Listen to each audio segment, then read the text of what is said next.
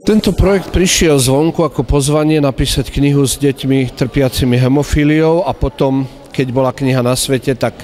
agentúra, ktorá sa o ňu stará, tak navrhla, aby sme urobili aj turné po viacerých mestách od západného Slovenska až po východné a tak som dnes prišiel do Humenného.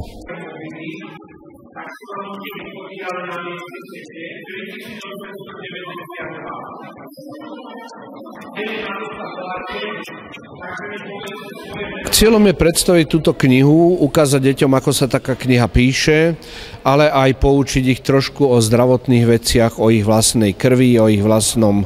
zdraví a ukázať im, že medzi nimi sú aj ľudia, ktorí majú nejaké postihnutia alebo majú nejaké trápenia a že k týmto ľuďom by sme mali byť citliví a pozorní. Tak deti, my sme vydali pred nejakým časom túto knižku, ktorá sa volá Krv, a to krv neznamená iba ľudskú krv, ale je to aj skratka pre krajinu V alebo kráľovnú Viktóriu. Cieľom aj deťom, ale samozrejme aj učiteľom, ktorí sa vlastne zúčastia tejto besedy, je to, aby ľudia vedeli o tejto chorobe, lebo na Slovensku zriedkavé ochorenie, každý 15 000 je postihnutý, takže je to veľmi zriedkavé ochorenie a osvetu šíriť a povedať im, že existujú aj takí ľudia, že sa im krv nezrazí, nezastaví a majú vlastne takéto problémy.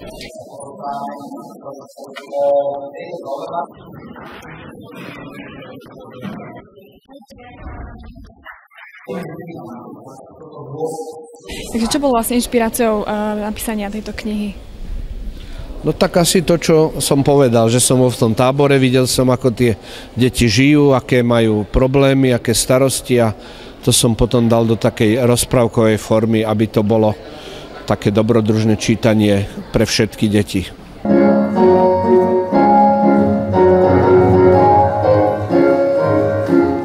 Počuli ste o tých útroch, sú to čerky maličky, schody berú na vrch spodroch, volajú sa detičky.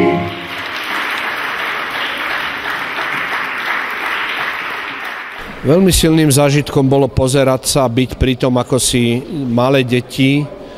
pýchajú injekciu, ako zodpovedne k tomu pristupujú, ako vlastne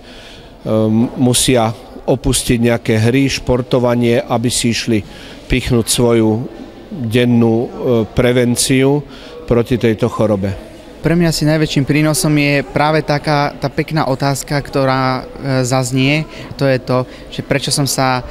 stal lekárom, prečo som sa takto rozhodol, čo ma tomu akože smerovalo. A ja im vždy odpoviem na tú takú peknú odpoveď, že lebo aj ja trpím týmto ochorením a väčšinou v tej miestnosti začne taký šum a deti stichnú, na chvíľku ako keby zastavil sa život v tom momente a tak si to jednoducho uvedomím, že oni si to potom tak začnú uvedomať, aha, tak existuje taký človek, že ktorý trpí týmto ochorením a chce byť lekárom a toho viedlo pomáhať ľuďom a to je asi pre mňa taký ten najväčší zážitok, čo ma možno tak najviac prekvapil a teší ma, že táto otázka je položená.